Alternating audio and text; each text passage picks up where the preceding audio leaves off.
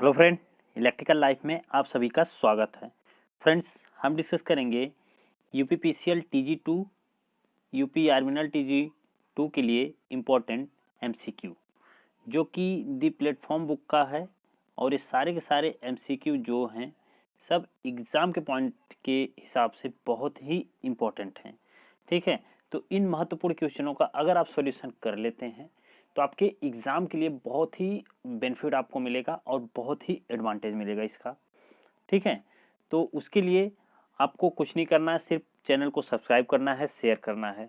ठीक है, उसके बाद आप वीडियोज़ को पूरा देखिए, आपको इससे एडवांटेज ज़रूर मिलेगा।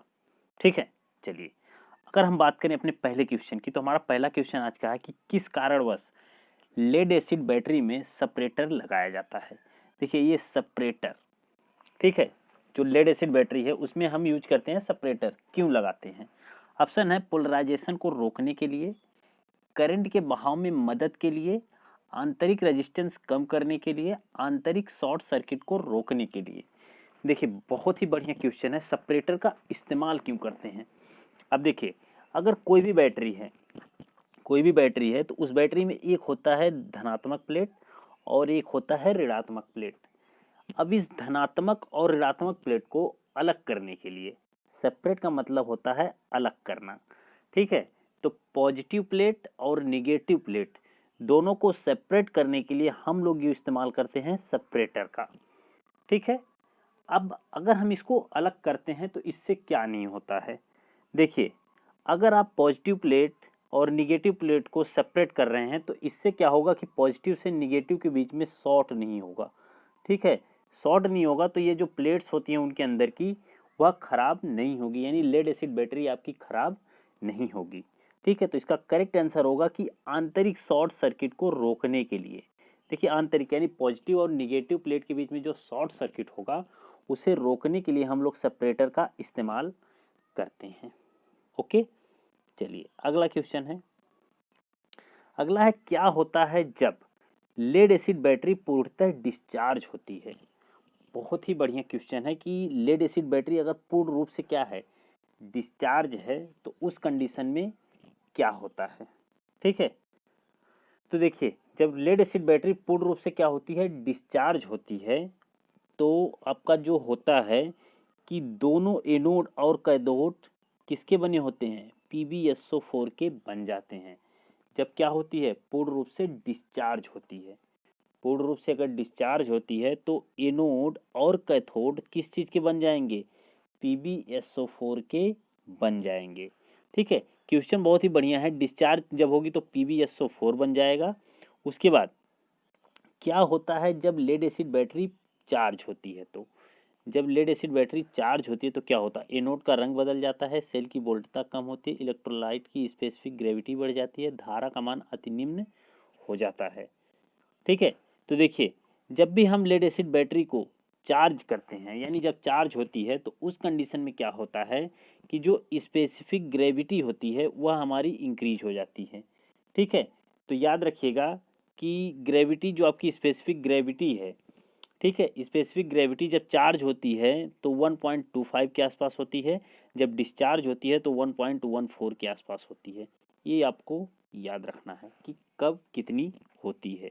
ठीक है, तो जब हम चार्ज करते हैं तो हमारा क्या होती है, बढ़ जाती है, जब डिस्चार्ज होती है तो घट जाएगा। ओके, चलिए अगला क्वेश्चन है कि कैसे पता लगाएंगे कि लेड एसिड बैटरी पूर्ण रूप से चार्ज है। कैसे आप पता लगा सकते हो, वोल्टेज को मापकर, इलेक्ट्रोलाइट की स्पेसिफिक ग्रेविटी को नापकर, या फिर गैस निकल रही है, या फिर उपरोक्त सभी। ठीक है, कैसे आप इसको मेजर करोगे। तो देखिए लेड एसिड बैटरी पूर्ण रूप से चार्ज है कि नहीं चार्ज है, इसका पता लगाने के लिए अगर हमें करना होगा तो हम वोल्टेज को भी नापेंगे, उसके बाद इस इलेक्ट्रोलाइट की स्पेसिफिक ग्रेविटी भी नापेंगे, गैस निकल रही है कि नहीं निकल रही है इसको भी हम पता करेंगे। तो इससे हमें पता चलता है कि यानी आंसर जो होगा उपरोक्त सभी। ठीक है, तो ये तीनों प्रोसेस हम करेंगे तब जाके हम बता सकते हैं कि बैटरी चार्ज है अथवा डिस्चार्ज है। ओके, चलिए अगला क्वेश्चन देखते हैं।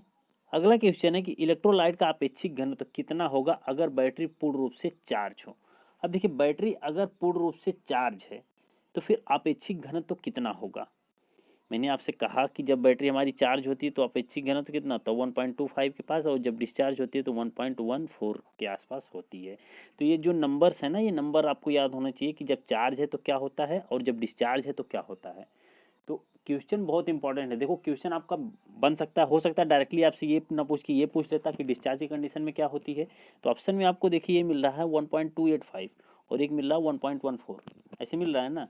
तो इसमें क्या है कि आपको गलती नहीं करनी है, याद रहना चाहिए दोनों। तो करेक्ट आंसर जो होगा ऑप्शन नंबर ए होगा, यानी कि 1.285 में 1.285 या 25 ऐसे आसपास रहता है, उसी के अप्रॉक्स में।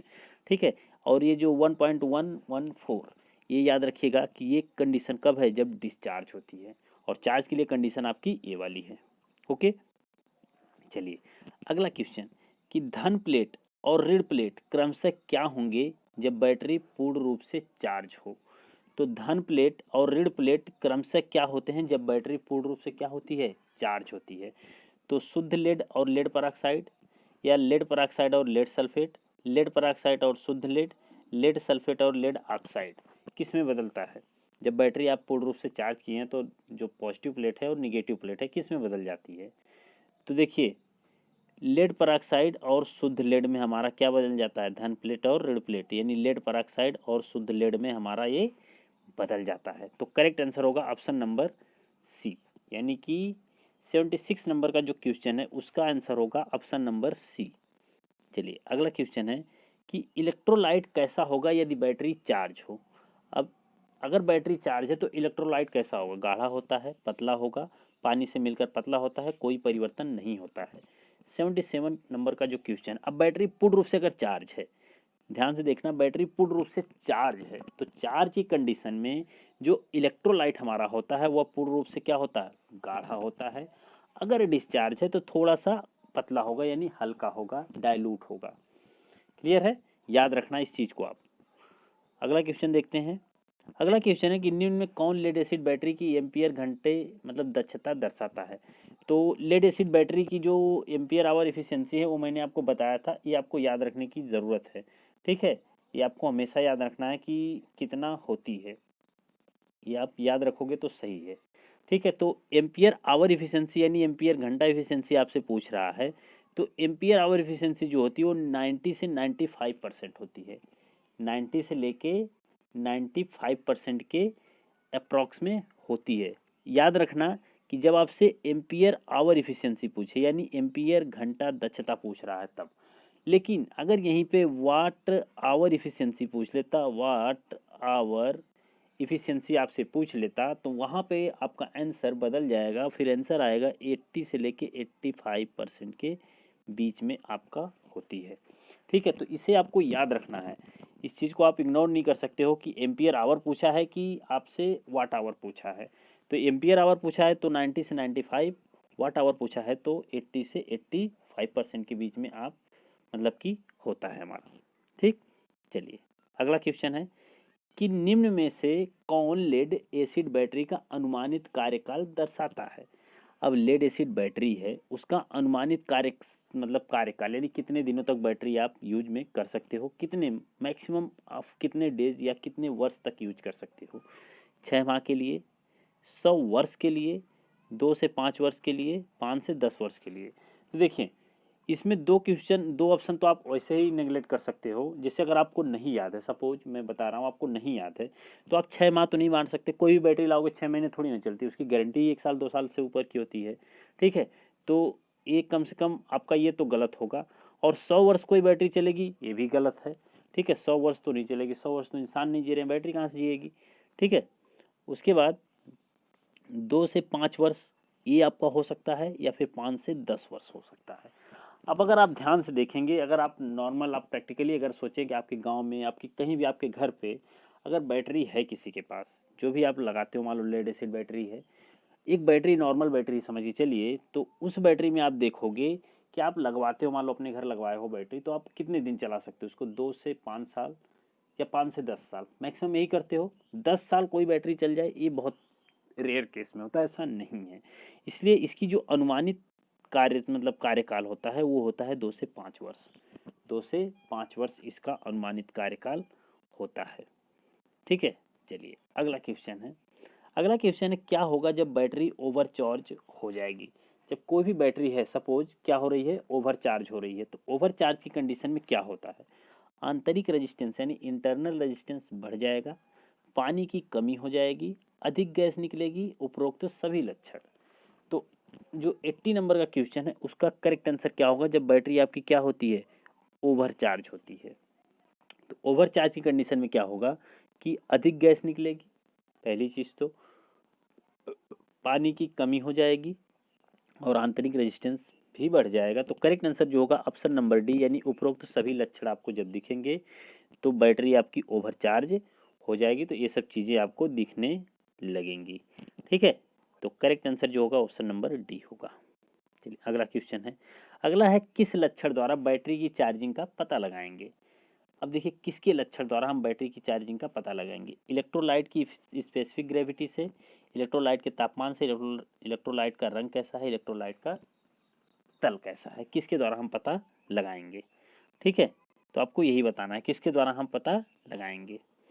तो बताइए 81 नंबर का जो क्वेश्चन है वो आपको पता है कि किसी बैटरी के चार्जिंग का पता लगाना है तो हम लगाएंगे इलेक्ट्रोलाइट की स्पेसिफिक ग्रेविटी से। इलेक्ट्रोलाइट की स्पेसिफिक ग्रेविटी से हम क्या करेंगे, किसी बैटरी के चार्जिंग का पता लगाएंगे। ओके, चलिए अगला क्वेश्चन है।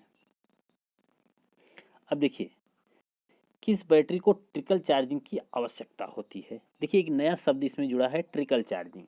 अब ये ट्रिकल चार्जिंग क्या है, ध्यान से समझना। अब किस बैटरी के संग हम यूज करते हैं, क्या निकेल आयरन के साथ, प्राइमरी सेल के साथ, उपरोक्त सभी के साथ, लेड एसिड बैटरी के साथ, किसके संग करते हैं। तो मैंने आपको हाईलाइट कर दिया लेड एसिड बैटरी के साथ। तो ट्रिकल चार्जिंग का जो प्रोसेस है वो हम इस्तेमाल करते हैं किसके संग, लेड एसिड बैटरी के संग। अब ये एक्चुअली में ये ट्रिकल चार्जिंग होता क्या है। ट्रिकल चार्जिंग आपका एक प्रोसेस होता है कि कोई बैटरी बहुत दिनों से, मान लो कि सल्फेशन के कारण उसमें दोष हो गया है, कोई फॉल्ट आ गया है, तो इस बैटरी को हमें क्या करना होगा कि किसी तरह से इसे हमें चार्ज करना है। तो हम इसको क्या करते हैं, बहुत कम विद्युत धारा द्वारा, कभी मतलब कि बहुत कम विद्युत धारा, लगभग जो आपका सामान्य विद्युत धारा थी उससे, उसका सिर्फ 2 से 5%, उसका सिर्फ 2 से 5% ही देकर इसको चार्ज करने का जो प्रोसेस है उसी को हम कह देते हैं ट्रिकल चार्जिंग। यानी कि सल्फेशन दोष युक्त लेड एसिड बैटरी को अति निम्न विद्युत धारा दर, यानी 2 से 5% सामान्य विद्युत धारा दर की चार्ज करने के प्रोसेस को हम लोग बोलते हैं ट्रिकल चार्जिंग। तो ट्रिकल चार्जिंग आई थिंक आपको समझ में आ गया होगा कि कोई भी बैटरी होगी उसे चार्ज करना है बहुत कम विद्युत धारा पर, यानी सामान्य धारा की लगभग 2 से 5% होनी चाहिए, और उस धारा पर चार्ज करने के प्रोसेस को ही हम क्या कहते हैं, ट्रिकल चार्जिंग कहते हैं। तो करेक्ट आंसर जो होगा वह होगा लेड एसिड बैटरी। चलिए अगला क्वेश्चन, निम्न में से किस पर स्टोरेज बैटरी का ईएमएफ निर्भर करता है, किस पर। इलेक्ट्रोड के साइज पर, सेल के आकार पर, इलेक्ट्रोड के प्रकार पर, उपरोक्त सभी कारण। तो करेक्ट आंसर क्या होगा, 83 नंबर का क्वेश्चन है और इसका करेक्ट आंसर क्या होना चाहिए, उपरोक्त सभी कारण क्या होगा, 83। तो देखिए कि किसी स्टोरेज बैटरी का ईएमएफ निर्भर करता है ना तो इलेक्ट्रोलाइट का साइज। अब इलेक्ट्रोलाइट का साइज किस पर, उस पर डिपेंड नहीं करेगा। अब सेल का आकार कितना, सेल का कौन सा आकार है, इससे हमको क्या लेना देना, उस पर ईएमएफ थोड़ी ना डिपेंड करेगा। ईएमएफ आपका डिपेंड करेगा कि आपने जो इलेक्ट्रोलाइट मिलाया है वह किस प्रकार का है। ठीक है, तो स्टोरेज बैटरी कोई भी होगी उसका ईएमएफ यानी इलेक्ट्रोमोटिव फोर्स जो निर्भर होएगा वह होएगा इलेक्ट्रोड के प्रकार पर, इलेक्ट्रोडों के प्रकार पर निर्भर होएगा। ओके, चलिए अगला क्वेश्चन। अगला क्वेश्चन है कि कितनी देर बाद बैटरी को चार्ज करेंगे जब उसे उपयोग में नहीं रखते हैं। यानी अगर हम कोई बैटरी, सपोज आप याद रखिए कोई बैटरी आपके घर पे है, अब आप उसका यूज नहीं करते हो, फिर भी आप चाहते हो कि बैटरी हमारी ख़राब ना हो, तो उस बैटरी को हमको कितने दिनों बाद चार्ज कर लेना चाहिए ताकि वो बैटरी ख़राब ना हो। कभी मान लो लाइफ में हमें यूज करना हुआ तो उसको हम यूज कर लें, लेकिन अभी यूज में नहीं है, तो इसका मतलब है कितनी देर बाद या कितने दिन बाद बैटरी को चार्ज करेंगे जब उसे उपयोग में नहीं रखते हैं। 6 घंटे बाद, 6 दिन बाद, 6 सप्ताह बाद, 6 माह बाद, कितने दिनों बाद। ठीक है, बताइए। तो 84 नंबर का जो क्वेश्चन है ना, करेक्ट आंसर होगा 6 दिन बाद। यानी कोई भी बैटरी जिसको आप यूज में नहीं ले रहे हो तो उसको आपको लगभग 6 दिन बाद चार्ज कर लेना चाहिए। हर एक 6 दिन बाद क्या कर देना चाहिए, चार्ज कर देना चाहिए। ओके, जिससे कि बैटरी खराब नहीं होगी, नहीं तो उसके अंदर का जो इलेक्ट्रोलाइट्स है वो क्या होगा, खराब हो जाएगा। चलिए अगला क्वेश्चन। अगला क्वेश्चन है कि किसके द्वारा इलेक्ट्रोलाइट का अपेक्षिक घनत्व मापते हैं। किसके द्वारा इलेक्ट्रोलाइट का अपेक्षिक घनत्व मापते हैं, हाइग्रोमीटर द्वारा, लैक्टोमीटर द्वारा, हाइड्रोमीटर द्वारा, टेकोमीटर द्वारा, किसके द्वारा मापते हैं। ठीक है, तो इलेक्ट्रोलाइट का अपेक्षिक घनत्व यानी स्पेसिफिक ग्रेविटी अगर आपको मेजर करना है तो कैसे मेजर करेंगे, तो बहुत ही बढ़िया क्वेश्चन है। इसको हम मेजर करते हैं हाइड्रोमीटर द्वारा। इसको हमने पहले भी बताया है, ये क्वेश्चन आया था आपका। ठीक है, तो इसको हम मेजर करते हैं हाइड्रोमीटर द्वारा। चलिए अगला क्वेश्चन है। अगला क्वेश्चन है कि क्या अगर चार्ज करते समय बैटरी के कनेक्शन गलत हो जाएं।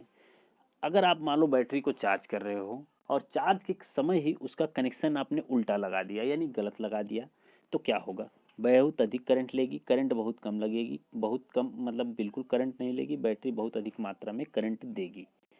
अब बताओ, आपको यही करना है। ठीक है, तो बैटरी के कनेक्शन गलत हो जाने से जानते क्या होता है कि बैटरी का कनेक्शन अगर आपने गलत कर दिया है ना, तो बैटरी जो होगी बहुत अधिक करंट लेने लगेगी। बैटरी बहुत अधिक करंट लेने लगेगी, तो बैटरी का कनेक्शन गलत होने से उसमें एक तरह से आप समझ सकते हो कि शॉर्ट सर्किट का परफॉर्म हो जाना, जिसके कारण से बहुत अधिक करंट का फ्लो होने लगता है। तो correct answer option number A होगा। चलिए, क्या होगा अगर सेल को 1.78 वोल्ट से नीचे भी मतलब नीचे तक डिस्चार्ज किया जाए। अब देखिए, कोई भी सेल होता है उसको हम कब तक डिस्चार्ज करते हैं, 1.8 वोल्ट तक मान लीजिए डिस्चार्ज कर देते हैं। ठीक है, एक जो मतलब एक मानक है, एक आइडियल बनाया गया है, तो 1.8 वोल्ट तक सेल को डिस्चार्ज करते हैं, उसके बाद उसको हमें चार्ज कर देना चाहिए। तो अगर उससे नीचे भी हो गया है, डिस्चार्ज किया जाए तो क्या होगा, प्लेटों पर सल्फेशन जमा हो जाएगा, सेल की क्षमता कम हो जाएगी, आंतरिक रेजिस्टेंस बढ़ जाएगा, उपरोक्त सभी गुण। 87 नंबर का क्वेश्चन है और इसका करेक्ट आंसर जो होगा वह होगा ऑप्शन नंबर डी, यानी प्लेटों पर सल्फेशन जम जाएगा, पहला रीज़न है। सेलों की क्षमता भी क्या हो जाएगी, कम हो जाएगी। जब भी बैटरी एक नियत मतलब कि एक मानक वोल्टेज से कम डिस्चार्ज हो जाती है, फिर उसे चार्ज करते हैं तो उसकी क्षमता क्या हो जाती है, कम हो जाती है, और आंतरिक रेजिस्टेंस क्या होता है, बढ़ जाता है। ये चीज़ आप समझ सकते हो। ठीक है, चलिए अगला क्वेश्चन। क्या होगा अगर इलेक्ट्रोलाइट का अपेक्षिक घनत्व 1.23 से अधिक हो जाए। अब कोई इलेक्ट्रोलाइट का अपेक्षिक घनत्व जो है 1.23 से अधिक हो गया तो क्या होगा, प्लेटों की ग्रिड पर जंग लग जाएगा, क्षमता कम हो जाएगी, कार्यकाल कम हो जाएगा, उपरोक्त सभी कारण। क्या हो सकता है, तो 88 नंबर का जो क्वेश्चन है ना, कि जब भी इलेक्ट्रोलाइट का अपेक्षिक घनत्व तो 1.23 से क्या हो जाएगा, अधिक हो जाएगा ना, तो उस कंडीशन में जो आपका सेल है या बैटरी है उसका कार्यकाल क्या हो जाएगा, कम हो जाएगा। उसका कार्यकाल क्या हो जाता है, कम हो जाता है। क्लियर। चलिए अगला क्वेश्चन। अगला है, क्या होगा यदि इलेक्ट्रोलाइट का लेवल प्लेटों की लेवल से कम हो जाए। इलेक्ट्रोलाइट का लेवल जो है वो प्लेटों की लेवल से कम हो जाए तो क्या होगा, ओपन प्लेटें लेड सल्फेट में परिवर्तित हो जाएंगी, क्षमता कम हो जाएगी, कार्यकाल कम हो जाएगा, उपरोक्त सभी कारण। ठीक है, तो 89 नंबर का जो क्वेश्चन है, अब बताइए कि इलेक्ट्रोलाइट का लेवल प्लेटों के लेवल से कम हो जाए। अब जो प्लेटें हैं उसके लेवल से भी इलेक्ट्रोलाइट आपका कम हो गया है तो क्या होगा, ओपन प्लेटें लेड सल्फेट में परिवर्तित हो जाएंगी, क्षमता कम हो जाएगी, कार्यकाल कम हो जाएगा, उपरोक्त सभी कारण। तो ऑप्शन नंबर डी जो होगा इसका करेक्ट आंसर हो जाएगा। तो डी मतलब जो है वो सही आंसर है। चलिए अगला क्वेश्चन। अब स्थिर वोल्टेज चार्जिंग विधि में डिस्चार्ज से पूर्ण चार्जिंग तक करंट। अब स्थिर वोल्टेज की बात कर रहे हैं, तो डिस्चार्ज से पूर्ण चार्जिंग तक करंट, तो वोल्टेज तो स्थिर ही रहता है, लेकिन स्थिर वोल्टेज आप दे रहे हो तो डिस्चार्ज से पूर्ण चार्ज तक करंट जो होती है वो क्या होगी, बढ़ेगी, कम हो जाएगी, स्थिर रहेगी, या इनमें से कोई नहीं। देखो वोल्टेज की बात करें तो डिस्चार्ज से पूर्ण चार्जिंग तक क्या होता है, स्थिर रहेगा। ठीक है, अगर हम वोल्टेज की बात कहें तो डिस्चार्ज से पूर्ण चार्ज तक क्या रहता है, स्थिर रहेगा। लेकिन जो करंट होगी, करंट डिस्चार्ज से पूर्ण चार्ज तक क्या होगी, बढ़ेगी। ठीक है, क्योंकि डिस्चार्ज से वो चार्ज हो रही है तो उसकी करंट क्या होगी, बढ़ जाएगी ना। तो करेक्ट आंसर जो होगा ऑप्शन नंबर ए होगा। अब देखिए, डिस्चार्ज से पूर्ण चार्जिंग तक सप्लाई वोल्टेज क्या होती है जब स्थिर करंट चार्जिंग विधि प्रयोग करते हैं? तो अब देखिए स्थिर करंट, देखिए एक स्थिर वोल्टेज चार्जिंग मेथड होता है जिसमें वोल्टेज हम आपका डिस्चार्ज से लेकर चार्ज तक स्थिर रहता है, और एक स्थिर करंट चार्जिंग होता है। इसमें क्या होता है कि करंट आपकी डिस्चार्ज रहेगी, उसके बाद डिस्चार्ज से हम जब चार्ज अवस्था में पहुंचेंगे तब भी हमारी करंट क्या रहेगी, स्थिर रहेगी, यानी सेम रहेगी, जो भी मतलब हमारी करंट की वैल्यू दी रही होगी। ठीक है, तो उस हिसाब से आप देखिए, तो डिस्चार्ज से पूर्ण चार्जिंग तक सप्लाई वोल्टेज क्या होती है जब स्थिर करंट चार्जिंग विधि प्रयोग करते हैं?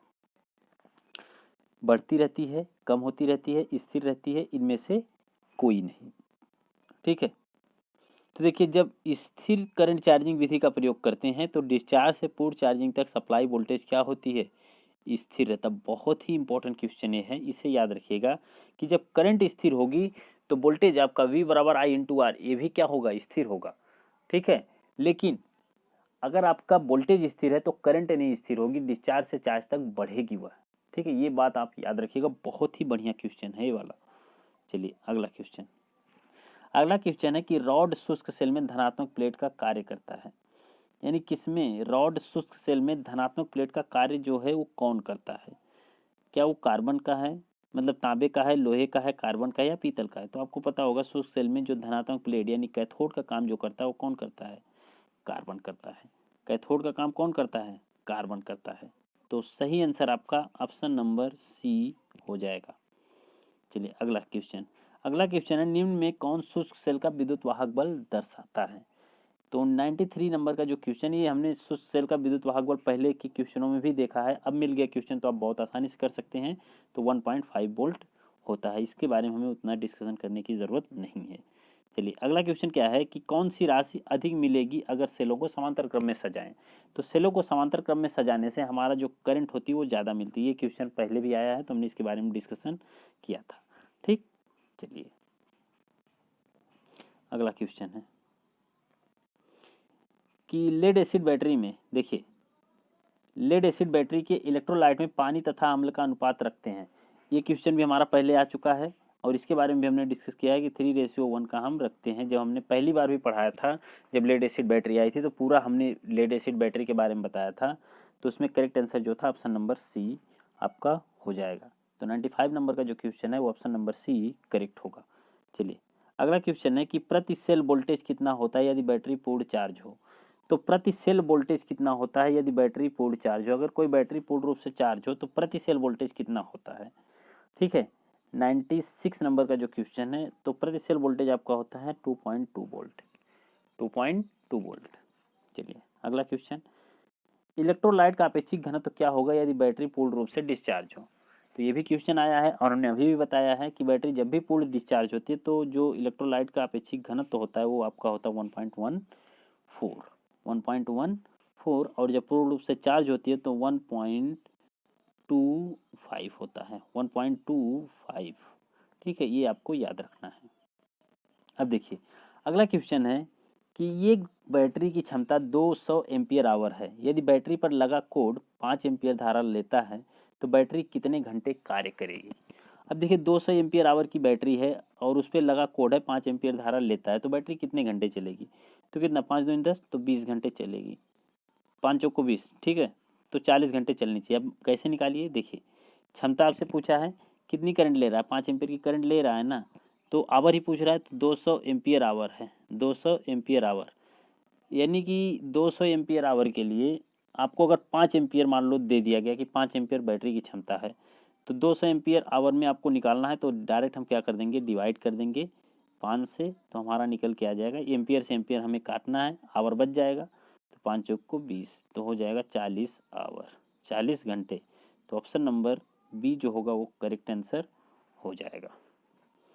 चलिए अगला क्वेश्चन है, कटे हुए आलू में बैटरी के टर्मिनल से जुड़े तार पर रंग प्राप्त होता है। यानी कटे हुए आलू में बैटरी के टर्मिनल से जुड़े तार पर रंग प्राप्त होता है।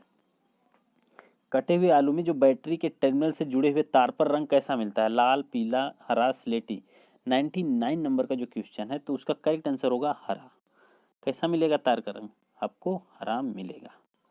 चलिए अगला क्वेश्चन है, अगला क्वेश्चन है कि 6 सेलों को जिनमें से प्रत्येक ईएमएफ ई का है श्रेणी में जोड़ा जाता है तो इसका यौगिक का प्रभावी ईएमएफ कितना होगा।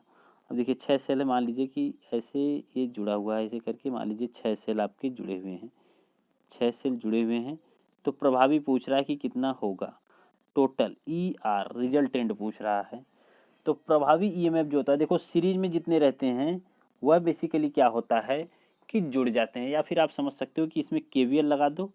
अब एक जो बोल्ट है उसका कितना दे रखा है ईएमएफ, ई दे रखा है, तो टोटल कितना होगा, ये कितने, ये 1 2 ऐसे करके 6 है, तो 6 ई हो जाएगा। कितना हो जाएगा, 6 ई हो जाएगा। तो करेक्ट आंसर जो होगा 100 नंबर क्वेश्चन का वह होगा बी। तो आज के लिए इतने ही क्वेश्चन, नेक्स्ट वीडियो में हम फिर मिलेंगे ऐसे ही इंपॉर्टेंट क्वेश्चन को लेकर। तब तक के लिए चैनल को जरूर सब्सक्राइब कर लीजिए। ओके, धन्यवाद।